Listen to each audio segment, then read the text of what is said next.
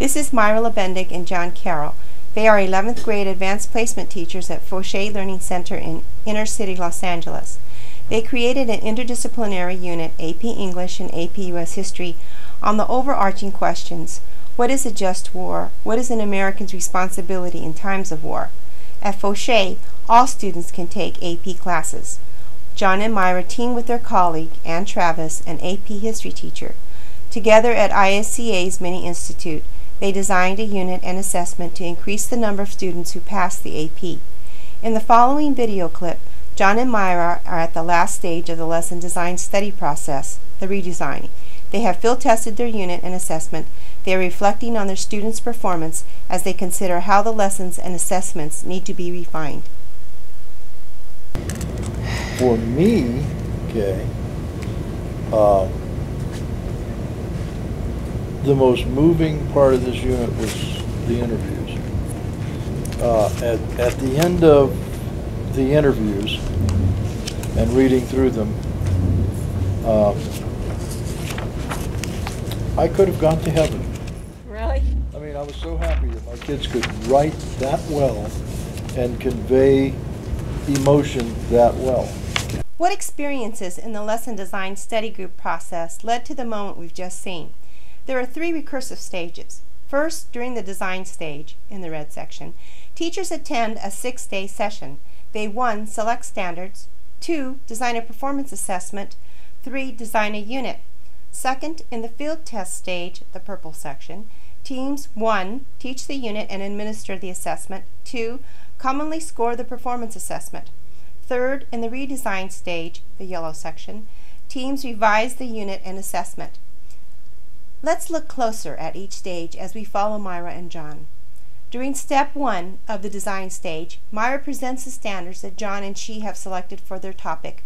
What is an American's responsibility in times of war? She's presenting them to other teams for their feedback. Okay. Under reading, to respond critically in thought and feeling to a work, understand its complexity, absorb its richness of meaning, arrive at an understanding of its multiple meanings, and analyze how that meaning is embodied in a literary form. Step 2 of the design stage, first Myra and John designed their writing assessment on their overarching question. In this clip, she describes the essay on the interview.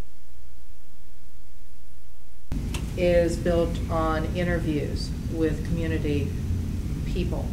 And again, it's going to be with 20th century wars and how the war affected that person, and making a distinction between, again, the effects at that time, and maybe the reflections on those effects as an older person. In step 3 of the design stage, John describes 2 lessons. One on an interview of an adult who lived through war, and the second lesson on Executive 9066 that interned Japanese Americans in World War II. Homework assignment is to find an adult you know that has lived through a war. And this is not just a one-night assignment. This goes for a while. And your interviewee does not need to have been a combatant. He or she must have lived through those years.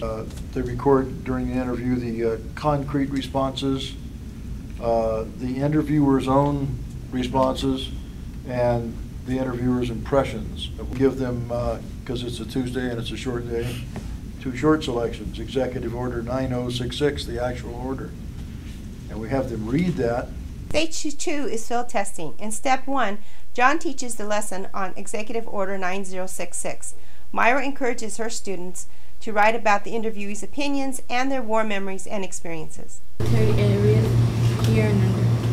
Franklin D. Roosevelt, February 19, 1942. Okay. Big Kahuna himself, the Commander-in-Chief, wrote this one. Now, if you notice, this first paragraph is the broad outline of what the order says. The next 2 paragraphs break it down even further and increase the power that is given the people who must exercise the order. Okay? So your job now is to take all those high-sounding words and break them down into nuts and bolts things. You need to figure out, first of all, what this thing is. debrief. I wanted to hear what these memories were. I had the opportunity, well, I tried to interview my grandfather because he was in the Korean War, but I hesitated because we have a relationship where, like, you know, he gives me candy, he gives, you know, it's the regular grandfather-granddaughter relationship. And I don't want to breach that. I don't want to mess that up. Because if you go too deep and then he starts having emotions or whatever, and he starts explaining what this happened or he lost his best friend, it's never going to be the same.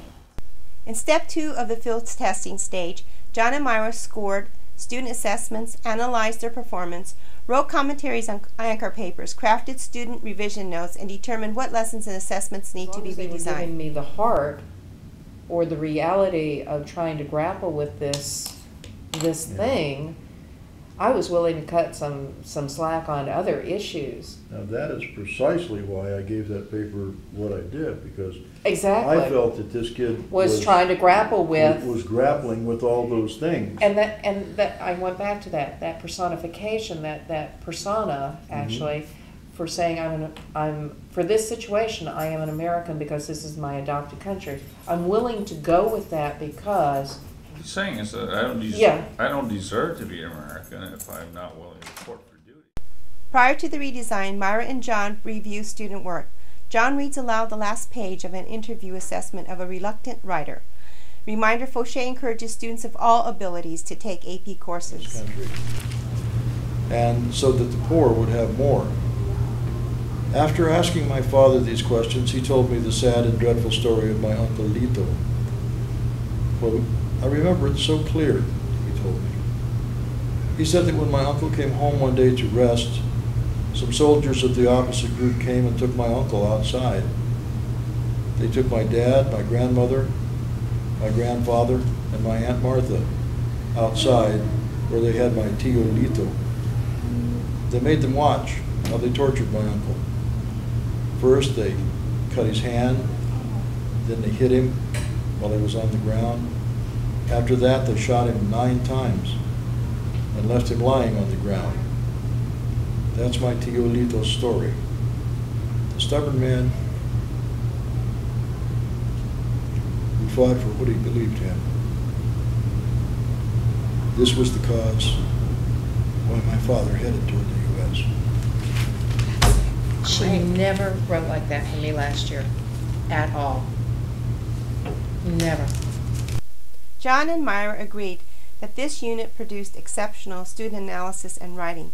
To further refine their unit assessment, here are some of the revisions.